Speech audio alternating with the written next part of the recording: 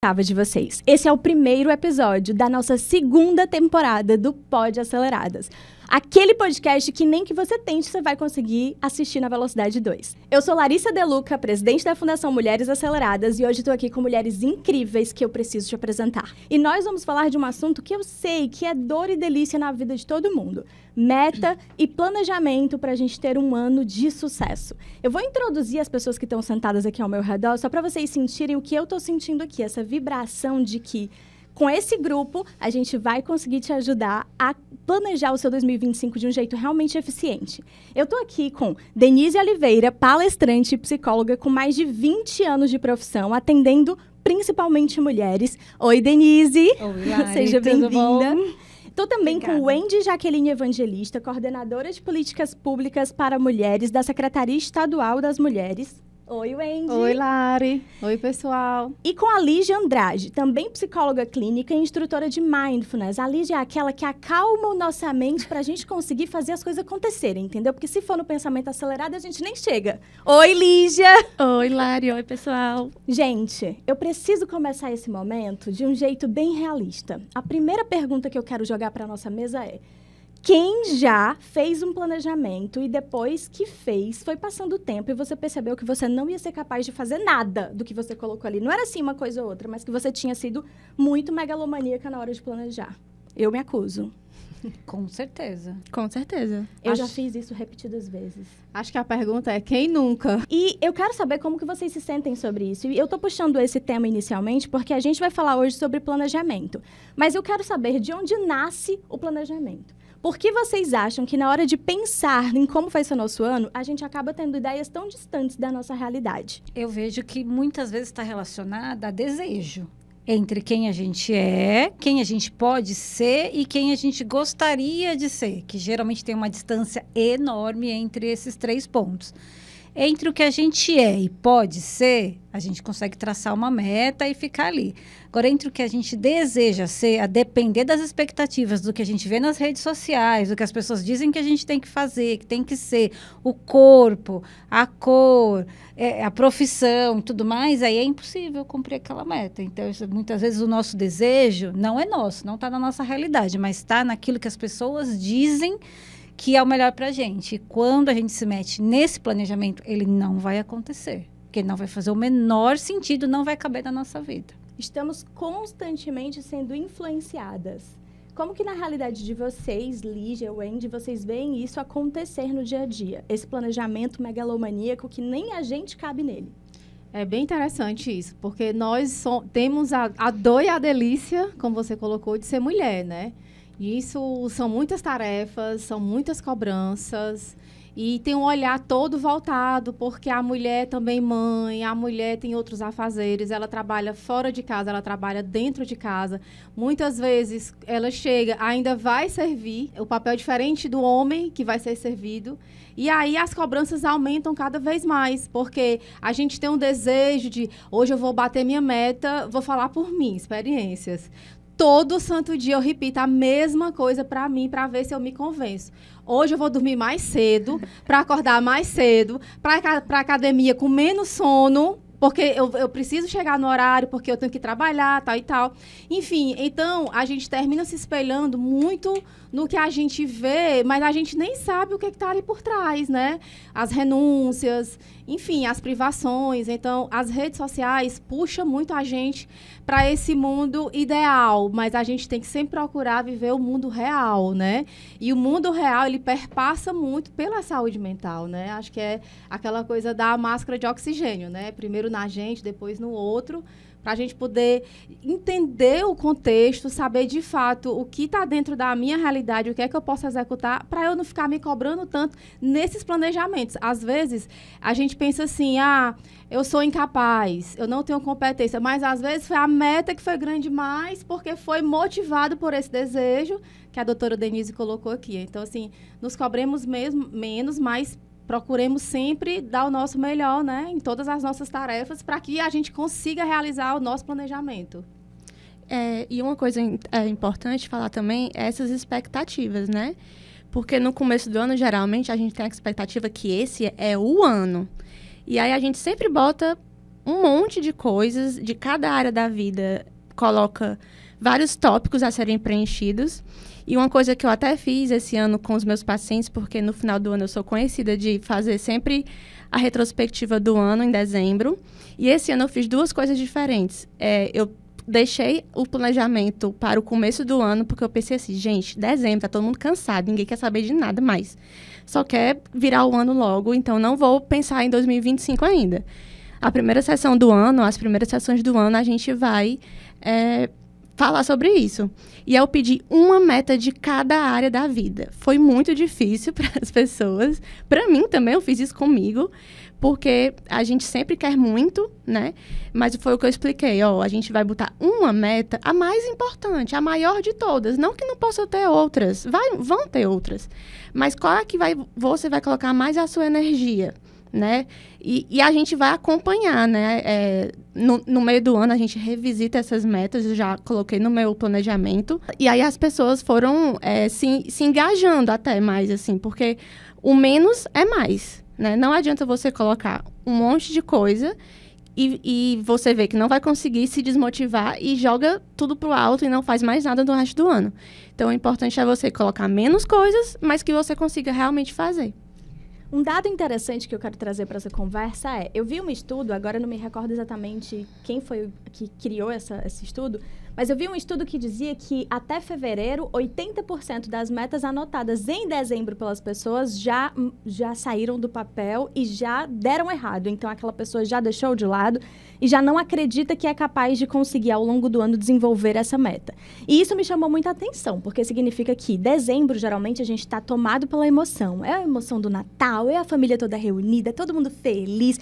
Ninguém nunca foi ruim na vida no Natal, gente. Então, tá todo mundo ali dentro desse espírito natalino feliz. Você vai botar suas metas no papel, você acredita que quando bater a meia-noite do dia 31 de dezembro, você vai se transformar. A Tinkerbell vai descer ali, vai te transformar na tua versão dos sonhos. Daí, essa versão dos sonhos começa a ser testada pela vida real. Teve até uma coisa que você mencionou, que esse mundo ideal da internet. Não sei se é um mundo ideal. Para mim, é um mundo paralelo. Porque a internet é construído, como imagem é construída, como programas de TV são construídos. E tudo que é construído é um pouco fake, ou é muito fake. É plantado para ficar assim. E se a gente lá, nessa emoção de dezembro, bota a nossa meta no papel, e quando vira o ano a gente percebe que a nossa vida está igual, porque no fim a gente está igual, e aí se essa meta é, sei lá, eu quero perder peso, só que aí passou uma semana, você não perdeu já o peso que você queria ter perdido, então você começa a se sentir diante de uma realidade que não é o teu sonho. Mas é por isso que é meta, porque se fosse algo que tu já tem, não seria meta, seria a tua realidade de agora, né? Mas o que eu fico pensando quando a gente se confronta, passou uma semana do mês, passaram 2 semanas do mês, e a gente se confronta com essa realidade que a gente tem, que é muito distante do ideal, e esse ideal é a nossa meta, será que não é isso, esse mero olhar para o espelho e ver que a gente ainda não está lá, que nessa nossa geração iFood imediatista faz a gente se desesperar de vontade de eu não consegui agora, então eu também não faço? Será que não é só o imediatismo que já tira da gente esse brilho? O que vocês acham? Eu acho que tem essa rigidez, eu quero para agora. E tem um outro problema relacionado à meta, porque as pessoas, a gente tem o hábito de colocar a consequência, o resultado como meta, o sonho. E a meta não pode ser a consequência. Eu quero, sei lá, juntar 5 mil reais, sei lá, colocar qualquer coisa. Não vai juntar. Você não vai conseguir fazer, porque isso é consequência. É o produto, é o resultado do seu comportamento. A gente tem que colocar meta em termos de comportamento. Então, se eu quero chegar no final do ano e ter 5 mil reais, eu vou tirar 10 reais toda semana do meu salário e colocar na conta X. Isso é comportamento. Isso aumenta a chance da meta ser atingida. Eu quero comer melhor. Sim, comer melhor é resultado. Então, eu vou comer 2 frutas por dia. Eu vou comer salada no almoço. Eu vou comer verdura no jantar. E também, um outro ponto importante é que às vezes a gente tem uma mania de ir do 0 ao 100. Então, assim, eu quero correr. E a pessoa sai o primeiro dia para correr e vai correr 5 quilômetros de uma vez, 10 quilômetros de uma vez. No outro dia, ela está escangalhada, com dor no corpo inteiro e nunca mais vai correr na vida. Traumatizada. Acabou minha vida. Não é pra ela. Isso é um inferno. Isso não é para mim. Então, meta é processo. Você precisa definir, olhar para onde você está, onde você quer chegar e qual é o caminho para isso. Então, se eu quero correr 5 quilômetros, eu vou precisar andar 5 quilômetros. Depois, vou precisar correr e andar. Andar mais do que correr. E até que eu chegue aos 5 quilômetros. Então, isso envolve um planejamento. E tem que ser por comportamento e não por desejo ou por resultado. Tornar o desejo em ação, né? Em ação, Porque exatamente. às vezes a gente não só visualiza o final, né? Assim, o troféu já na mão.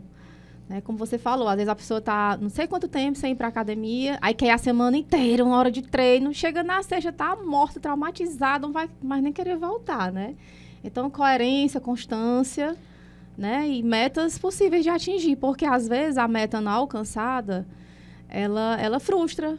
E ela afasta mais ainda, né, do alcance, né? Então, é saúde mental mesmo, né? Acho que precisa muito a gente difundir isso. A questão, assim, do entendimento, do autoconhecimento, a pessoa... Tudo que você citou aí, eu me reconheço. Eu me acuso. Porque eu era essa pessoa antes da pandemia, né? Assim, nunca fui sedentária, muito parada, sempre trabalhei ativa, me movimentando, mas é difícil aquela vida constante de atividade física, de rotina, enfim. Era autônoma, então a gente vai fazendo os horários e muitas vezes vai se perdendo nos horários, né? Até que veio a pandemia e jogou um balde de água fria na cabeça de todo mundo, que graças a Deus todo mundo entendeu que saúde mental começa pela saúde física, né? Que muitas vezes a gente está na academia, a gente está movimentando o corpo, mas o cérebro também está sendo. Enfim, então eu fui dando esses passinhos, entendendo, me reconhecendo, eu aguento, eu não aguento, eu recuo, eu espero melhorar, eu volto. Eu acho que o planejamento, a gente tem que abrir espaços para isso, né? Para recalcular a rota, para o que não deu certo, saber onde é que foi que errou. Outra coisa, aproveitando aqui essa oportunidade, procurar profissionais, porque às vezes a gente acha que a gente vai conseguir o nível bom de saúde mental sozinha. Não, vou aqui consumir um conteúdo bom no Instagram, no YouTube. Claro, tudo ajuda você sabendo filtrar e canalizar, né? Porque tem de tudo nas redes sociais, mas eu acho que a importância de procurar uma profissional como psicólogo, como psiquiatra, terapeutas, enfim, a pessoa ter aquele compromisso, né, consigo mesmo.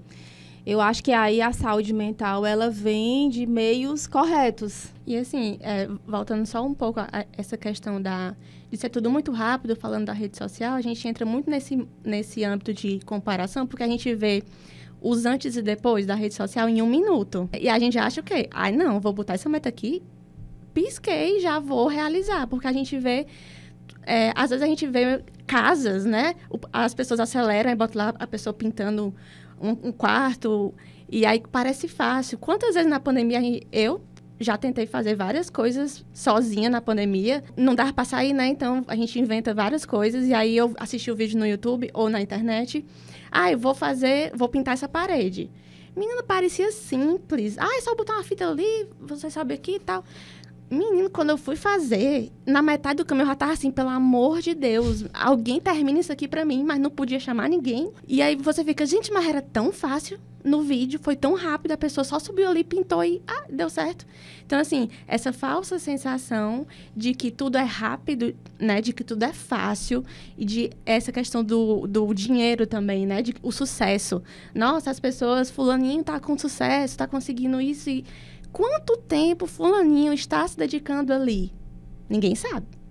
A gente só quer saber o resultado final, né? Do quanto que fulaninho está tendo sucesso. Então, isso reverbera diretamente nas nossas metas. E a gente precisa ser flexível emocionalmente, psicologicamente, para que a gente entenda que a sua vida é a sua vida, a do outro é a do outro. né? E conseguir separar. As nossas vidas podem se encontrar em algum momento, mas a gente só tem responsabilidade pela nossa própria vida. E isso é bom, isso não é ruim. É necessário, na verdade, lembrar disso. Tem uma frase que eu aprendi com a Lígia, ela já deve estar cansada de tanto eu repetir, mas eu vou repetir para você também, porque eu posso. O que é seu e o que é do outro é do outro. Eu sou uma pessoa naturalmente de relacionamentos. Então, eu deixo com que essa mistura emocional aconteça, porque esse é o meu natural. E foi através da terapia também, eu levei essa frase da Lígia, quase tatuei, né? Quase transformei aqui num... para eu lembrar constantemente, mas eu escutei isso há alguns anos atrás e eu levei isso para terapia e eu levei isso para minha vida e hoje, anos depois, é que eu percebo que eu tô aprendendo ou eu tô já me percebendo mais madura em separar isso que é meu e isso que é do outro. E o que é, como assim, o que é meu e o que é do outro é do outro? Acho que é muito sobre expectativa, planos e sobre como a gente se vê também. Porque em algum momento a gente precisa separar a nossa identidade, descolar a nossa identidade do que os outros esperam da gente ou do que é essa construção coletiva, familiar, social, sobre o que você é, porque quem você é o que você escuta. Você vai escutando ao longo da vida e você vai internacionalizando isso. Internalizando, não internacionalizando. Porque você é uma mulher internacional. É, natural. Isso já tá assim nela. Mas você vai internalizando isso que as pessoas acreditam sobre você. E quando eu comecei a descolar essa minha identidade pessoal, isso foi, inclusive, com um texto escrito. Eu comecei escrevendo o que eu achava incrível e que, por algum motivo, eu, quando olhava pra mim mesma, não sentia que eu era aquilo. Aí eu acho isso muito legal, mas eu não acho que eu sou isso. E depois eu me fiz uma pergunta, o que eu poderia fazer para me tornar isso que eu acho muito legal? E quando eu fiz pequeniníssimas mudanças na minha vida, que foram me levando para mais perto disso que eu achava legal, isso gerou um efeito social nas pessoas que conviviam comigo, assim, família, né, entorno, de você mudou, você tá diferente.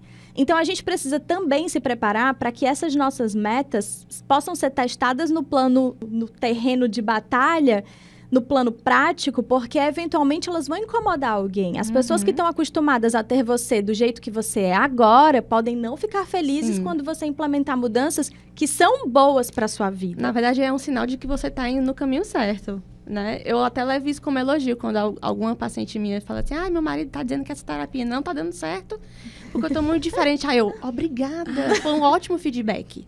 Porque realmente, a gente não faz terapia para que a pessoa permaneça a mesma, porque se fosse para ficar igual, ninguém fazia. A terapia é para a gente mudar, evoluir, né? Sermos diferentes. A vida é um ciclo. Então, se as pessoas estão vendo, ótimo, né? E assim, não tem nenhum problema incomodar o outro. O fato de você incomodar o outro não quer dizer que ele não goste mais de você. E se ele deixar de gostar de você, paciência. Uma relação superficial.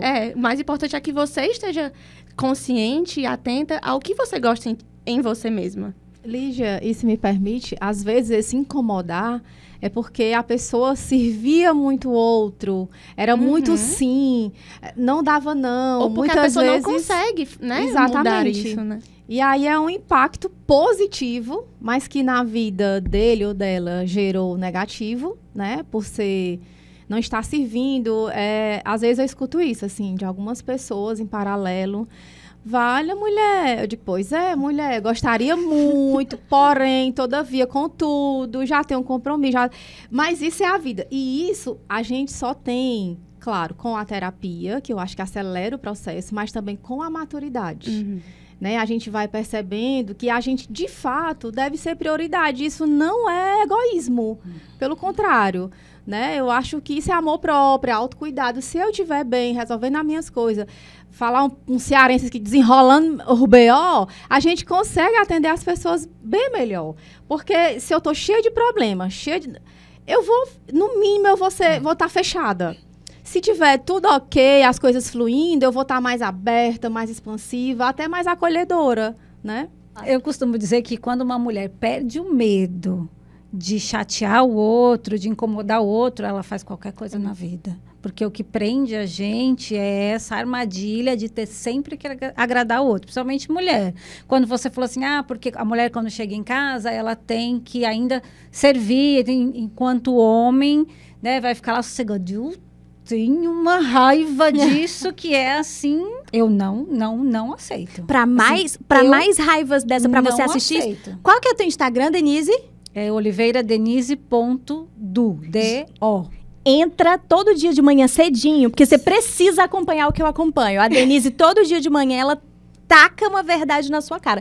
Continua. Então, e em função disso, assim, muitas vezes, enquanto mulher, seja de que região, com que condição, uma das coisas que é importante a gente fazer é não permitir ser colocado nesse lugar. Ah, eu sei que é difícil, eu sei que todo mundo tem toda a expectativa, você aprende desde cedo, mas eu digo que assim, pode ser que o outro tenha causado seu sofrimento, mas vai ter que ser você que vai sair dele.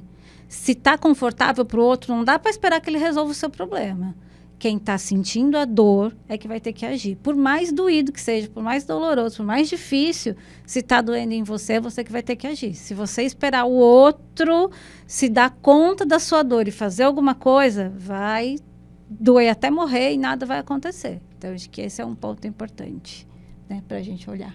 Eu tenho uma analogia que eu gostaria de trazer para vocês, que é, existe um avião e esse avião está sendo guiado por alguém. O piloto do avião fica numa cadeira específica, né?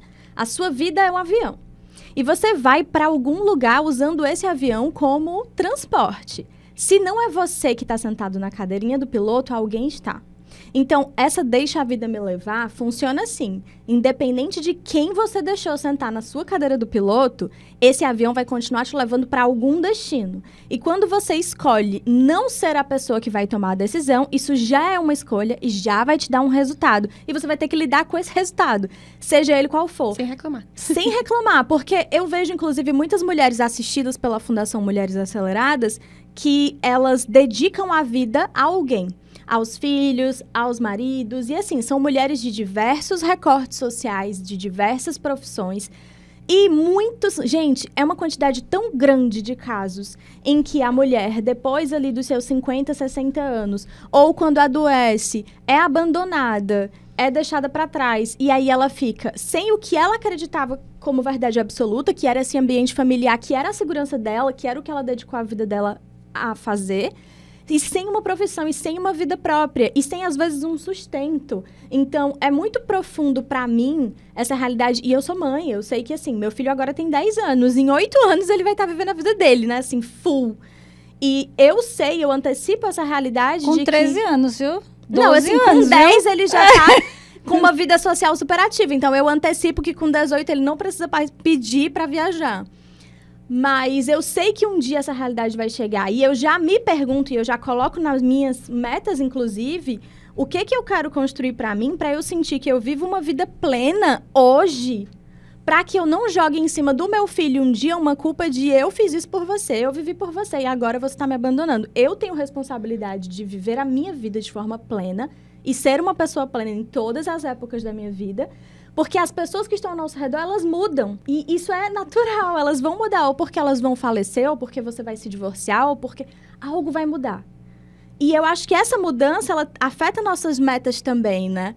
A gente coloca nossas fichinhas em coisas que a gente pode fazer o máximo que a gente pode.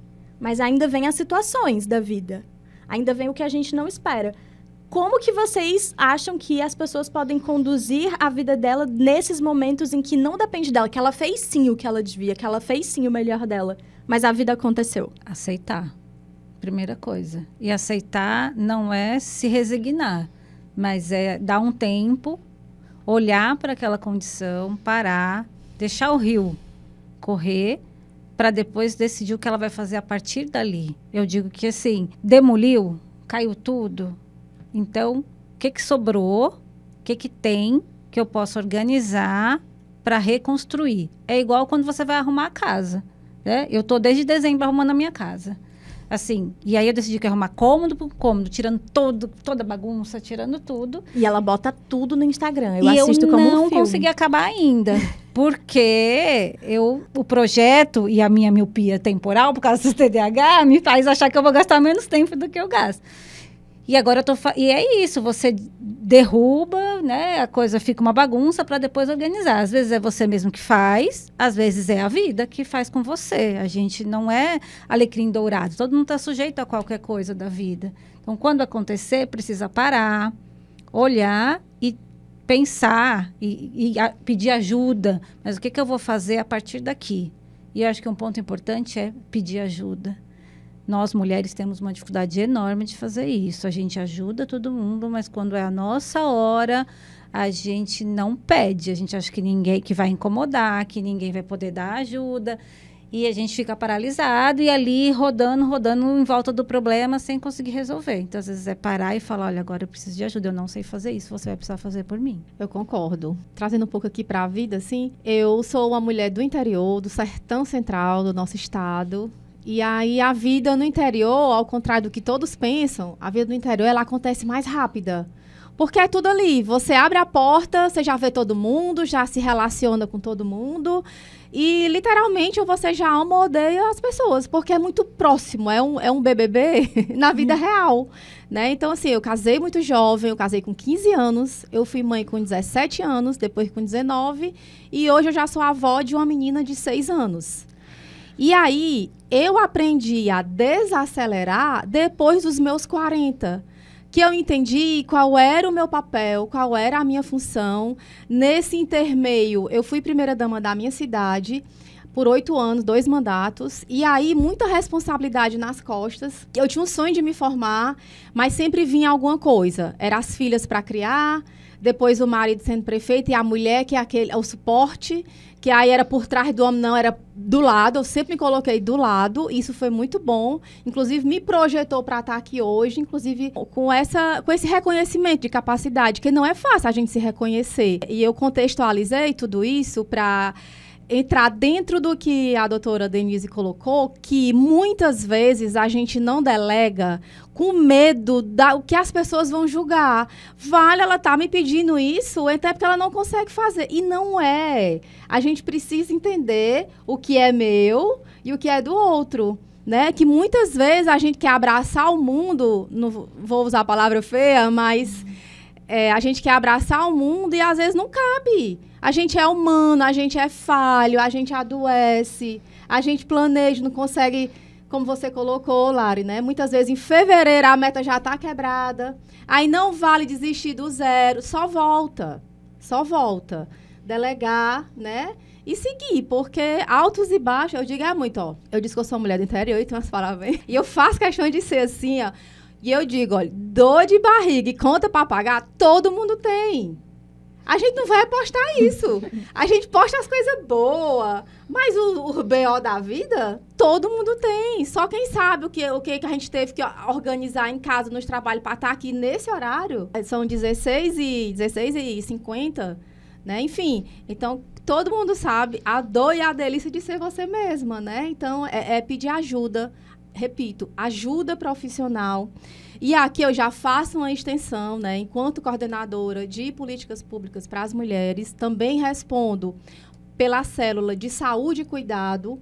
E a gente tem uma parceria, Secretaria das Mulheres, Secretaria da Saúde do Estado, né? E o nosso governador é humano e a nossa vice-governadora Jade tem esse olhar, né? Para cuidar com o olhar de cuidar de quem cuida. Muitas vezes, essas mulheres que fazem os seus planejamentos, que têm as suas metas, elas pensam muito mais em si, muito mais nos seus do que em si. E quem cuida delas? Quem é que fica com elas para elas empreenderem? Para ir para uma faculdade? Para ir para uma academia? Geralmente outras mulheres. Outras mulheres. E quem cuida dessas mulheres? Então, assim, a minha extensão aqui é para quem vai acompanhar esse podcast delicioso da Lari, quem vai acompanhar também nas redes sociais da Secretaria e em todas as nossas, que a gente vai compartilhar. Procurem ajuda, né? É possível, não é só no particular, o governo também tem, ele oferece isso, e é muito importante, assim, não é fraqueza procurar ajuda, não é fraqueza procurar um profissional, né? Isso é muito importante, né? Quero até mencionar que a Fundação Mulheres Aceleradas, no ano passado, fez um levantamento de não todos, porque deve ter alguns que a gente não encontrou, mas de muitas soluções em saúde e empreendedorismo que são gratuitas para mulheres. Não só aqui do nosso estado, porque a gente tem várias pessoas do Brasil inteiro que nos acompanham ou fazem parte de algum dos nossos programas. Então, se você está no Ceará, tem várias que, inclusive, você consegue presencialmente. Se você não está no Ceará e quer esse tipo de suporte, você pode solicitar no direct do Instagram, @mulheresaceleradas_oficial, e a gente vai te mandar a lista de vários pontos de apoio, não só esses pontos de apoio, mas também informações sobre violências domésticas, violências patrimoniais, violências de gênero. Então, é mais uma forma de você entender o que existe aí para você, porque a gente também presenciou vários casos de pessoas que sequer sabem que estão numa situação em que elas poderiam obter ajuda. Então, quando a gente fala, muita gente não chega a procurar ajuda, às vezes não é só porque ela não entende que ela deveria, mas às vezes é porque ela não sabe mesmo que aquilo que está acontecendo com ela, alguém pensou sobre aquilo e alguém criou uma solução que pode ajudá-la. Lígia, e eu queria trazer também uma pergunta aqui para a Lígia, para a gente se encaminhando para o final, que tem a ver com o que ela trouxe no começo, sobre escolher uma meta de cada área. Eu fiz alguns comentários aqui e eu tenho um quadro final para jogar para a gente poder encerrar, mas eu fiz o meu planejamento desse ano pensando assim, eu tenho 5 fichas para usar no meu ano. 5 fichas de energia, porque nossa energia é finita, certo? E aí, essas 5 fichas, elas tinham que entrar hobbies, saúde, trabalho e relacionamento. Ou seja, eu elenquei 4 áreas e eu tenho 5 fichas. E eu poderia usar essas fichas em mais de uma área, ou eu podia botar tudo em uma coisa só e ficar com a vida desequilibrada? Sim, mas eu ia dedicar toda a minha energia para aquilo. Quando você olha para esse pensamento de áreas básicas, que eu elenquei áreas básicas, porque talvez quem está nos ouvindo não saiba, tá, mas eu vou começar por onde a organizar isso? Então, essas seriam as áreas básicas. Como que você pode trazer um pouco mais de clareza para quem está ouvindo a gente, de por onde começar na hora de definir o que eu boto de meta? Pronto, é só você pensar em todas as áreas da sua vida que você atua, né? Então, por exemplo, eu trabalho, uma área. Eu sou mãe, outra área, né? E eu? Quando é que eu me cuido? Outra área. Eu estudo, outra área, né? Então, você vai tentar pensar em que áreas você atua na sua vida e tentar enxugar aí, né, um pouquinho essas áreas. E depois você vai pensar, tá, mas o que é que eu tô precisando nessa área? Mãe, por exemplo, né? Família. Eu preciso passar mais tempo com meu filho. Tá, então eu penso, que passos eu tenho que dar pra ficar mais tempo com meu filho?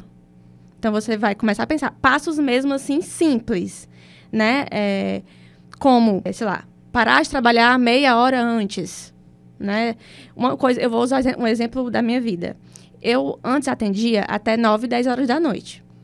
Mas eu comecei a correr e aí eu tenho que acordar 5 horas da manhã. E eu adoro acordar cedo, isso não é um problema. Mas a conta não fecha, né? Eu trabalhei até 10, até me organizar para dormir, dava 11 e pouco, para acordar 5. A conta não bateu. Então, eu precisei abrir mão dos últimos atendimentos da noite, né? Então, eu diminuí dois horários para que eu termine às 8, para que eu consiga me organizar para às 9 e já estar ali deitando, teoricamente. Mas a luta é todo dia de tentar dormir mais cedo, né? Então, assim, eu precisei abrir mão, então eu precisei olhar para o que estava acontecendo, qual era a minha necessidade no momento e o passo a passo que eu fui para atingir. Só que, foi simples assim? Não, eu passei o ano inteiro, ano passado, tentando dormir cedo. E aí, eu errei numa coisa. Eu colocava para acordar cedo nos dias de corrida e nos outros dias eu me dava 1 horinha a mais, 1h30. A minha cabeça ficou doida, o ano todinho tentando. Hoje eu durmo cedo, hoje eu durmo tarde. Então, esse ano, nessa virada de ano, eu pensei, gente, o que é que eu errei? O que foi que aconteceu? Por que foi tão difícil? E aí, eu vou estipular um horário só para acordar todo dia, de domingo a domingo. Se eu quiser ficar mais na cama, se eu quiser levantar, comer e depois voltar, tudo bem. Mas o despertador vai tocar todo dia, 5 horas da manhã. E assim, eu venho fazendo, né? Mas assim, como todo dia é uma nova oportunidade, é um dia de cada vez. Não adianta a gente pensar sempre no macro, porque antes do macro, existe um micro, existem as partezinhas. Então, antes de eu avaliar o todo, eu preciso ver que partezinhas eu preciso me dedicar naquele dia. Então, faz uma agendazinha do dia. Acordou, o que é que eu tenho que fazer hoje? Anota num pedaço de papel. No final do dia, você vai olhar e dizer, eu fiz isso tudo. E outra coisa, coloca coisas simples, como tomar banho. Gente, ninguém bota, né, na lista que vai tomar banho, mas quanto tempo você demora tomando banho? E lavar o cabelo. Eu preciso falar do Instagram dela também, gente, porque o Instagram dela mostra a rotina de uma pessoa de vida real. Lígia bota todo dia de manhã a rotina do dia, que tá lá lavar o cabelo. Eu fico, olha, eu gasto 1 hora e não contabilizei.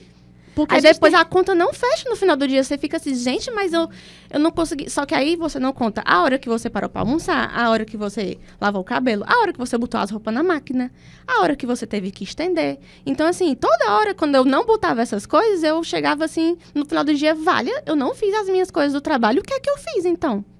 Eu tava fazendo essas outras coisas que também demandam energia e tempo e esforço da gente. Então, o acho trabalho que é invisível, né? Que Isso, a gente trabalho não invisível. computa e precisa computar. E é incrível como isso meio que frustra a gente, né? Eu já me percebi nessa situação por várias vezes. Uma sensação de chegou ao fim, nossa, eu não fiz nada hoje. E você Minhas palavras do interior, lá e vai. E o que é que eu fiz hoje? Aí quando eu vi, olha, eu acordei, eu fui pra academia, eu fui trabalhar, eu respondi e-mails, eu fiz um relatório. Tá, não fui tão assim não, né? Mas é incrível como a gente não se percebe. Acho que tem um TDAH, me identifico muito com essa questão da gestão do tempo, porque eu sempre acho que vai dar certo e sempre tá 5 minutos a mais, 10, acho que é isso, enfim. Mas é incrível como a gente precisa ter essa força interna, que eu acho que vem da saúde mental, né? Porque eu não sei vocês, meninas, mas, por exemplo, todo santo dia me programo para dormir X hora e acordar X hora. E aí, se eu não for para academia, eu já fico mal, assim. Então, assim, se a gente não se vencer, a gente vai vencer quem, né? Então, a importância da gente ter a saúde mental em dia, né, trabalhada dentro da nossa realidade. trazer para a consciência. E isso é uma questão de equilíbrio. Então, acho que o que resume tudo isso do nosso podcast de hoje é equilíbrio. Eu quero fazer para vocês um mini resumo das coisas que foram mais marcantes para mim aqui. A gente conversou sobre o fato de que o momento presente, quando você cria o seu planejamento, é quando você está cheio de emoção. E que essa emoção, ela é inebriante. Ou seja, você fez bêbada, querida. Você precisa virar essa página, acordar na vida real e perceber que talvez tudo aquilo que você botou estava com uma pitada a mais de sonho, que você precisa dar uma decupada, dar uma enxugada para você criar algo que seja mais próximo da tua realidade. Lembrando que não é reproduzir o que você já tem, senão não era meta, é o que você já tem. Você pode sim sonhar e colocar uma coisa que seja maior. Mais uma frase que eu amei e vou levar para a vida é: a meta não pode ser a consequência, ela tem que ser o processo. E o que isso significa? Na verdade, é você pegar essa sua meta grande, que são 12 meses, e 12 meses é tempo demais, você vai perder isso de vista. Diminui isso para meses, e o que você quer alcançar naquele mês? E para que aquele mês seja bem sucedido, o que você quer alcançar em cada semana? Assim você vai ter uma forma de medir o seu progresso dentro de um único mês. E eu acho que fica mais fácil também, se você adoeceu ou teve qualquer imprevisto, de você entender, tá, essa semana eu não consegui cumprir, então próxima semana eu talvez preciso compensar de alguma forma. Outra dica interessante é que você pode usar 5 fichas para conseguir medir o seu uso de energia. Então, se você percebe que você tem 10, 15, 200 áreas na sua vida, não é um problema meu. É um problema seu escolher quais são as 5 fichas que você vai alocar em cada área da sua vida. Porque se você achar que você vai fazer 20 metas, você não vai fazer nem 2. E você vai se frustrar. É interessante que você lembre que você precisa revisar essas metas pelo menos a cada 3 meses. E para a gente encerrar, o tempo já esgotou. Eu não tenho mais tempo porque eu preciso encerrar o podcast, mas eu quero jogar uma pequena lenha na fogueira e vocês vão ter, assim, uma frase para conseguir contestar a frase que eu vou jogar aqui. Cada episódio nosso, a partir de agora, vai ter lenha na fogueira e os próximos vão ter mais que uma lenha na fogueira. Se você quer jogar a lenha na fogueira do nosso podcast, você vai no nosso Instagram e você manda sua dúvida, sua pergunta, sua encheção de saco. A gente vai estar trazendo tudo para os nossos convidados. A lenha na fogueira de hoje é: tá, mas todos temos as mesmas 24 horas. Então, é muito uma questão de como que você usa as suas 24 horas? Porque eu consigo. Por que você aí não está conseguindo? Quem quer ser a primeira a responder essa frase? Vai, Denise! Todas temos as mesmas 24 horas, Denise? Em hipótese alguma. Todos temos 24 horas por dia, mas a mesma? Jamais. Isso é uma ilusão e isso é para vender soluções mágicas que não funcionam para ninguém. Só funciona para quem está vendendo, porque ela vai ganhar dinheiro. E o resto das pessoas vão só se iludir, ficar frustradas, porque a gente não tem as mesmas 24 horas. E ainda vai achar que a culpa é sua, né? Ainda vai achar que a culpa eu que não fiz. Eu é que não consegui. E isso é uma grande falácia, Quem pega ônibus não tem as mesmas 24 horas que de quem trabalha home office. Por exemplo, quem tem filho não tem as mesmas 24 horas de quem não tem. E assim, 1000 outras coisas. Eu não posso escolher. A coisa mais idiota é assim, eu posso escolher tudo que eu vou fazer. Claro que não, a vida tem as demandas dela que a gente é obrigado a fazer. E isso ocupa as nossas 24 horas. Eu sou obrigada a sentar para pagar meus boletos.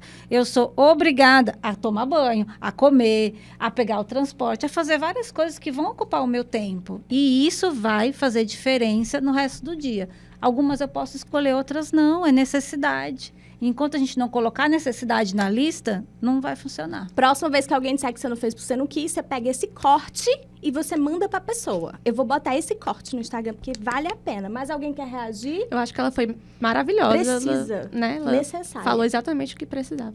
Pois é, pena que chegou ao fim, né? Aquele velho ditado, que é bom, dura pouco. Então, eu quero agradecer, primeiramente, né, a disponibilidade da Lari. Larissa De Luca, sigam essa mulher no Instagram, nas redes dela, Mulheres Aceleradas, Lari Acelerada, é assim que eu me refiro. Agradecer por esse episódio, né, extra. A temporada iniciaria em fevereiro, mas aí eu fiz esse desafio e ela topou. Quero agradecer demais a disponibilidade dela, das meninas também, doutora Denise, doutora Lígia. Adorei esse momento. Com certeza eu vou saindo outra mulher daqui, ouvindo aí essa troca de experiência. Agradecer também à Unifol, aqui os estúdios, todos os presentes que estão aqui. E dizer a todas as mulheres que se cuidem da sua saúde mental. É dela que emana todas as outras saúdes. Né? Procurem atendimento profissional. A rede pública oferece isso. E tenham tempo para a saúde de vocês. Muitas vezes a gente diz, eu não tenho tempo. Tem. Se não tiver tempo para a saúde, vai ter que arranjar tempo para a doença. Para a saúde é melhor, creio eu. Então, muito obrigada. Se cuidem. E segura essa energia. Não se perca do seu planejamento, não. Porque você já sabe como é por aqui, né? Ninguém segura uma mulher acelerada. Foi treinado, gente.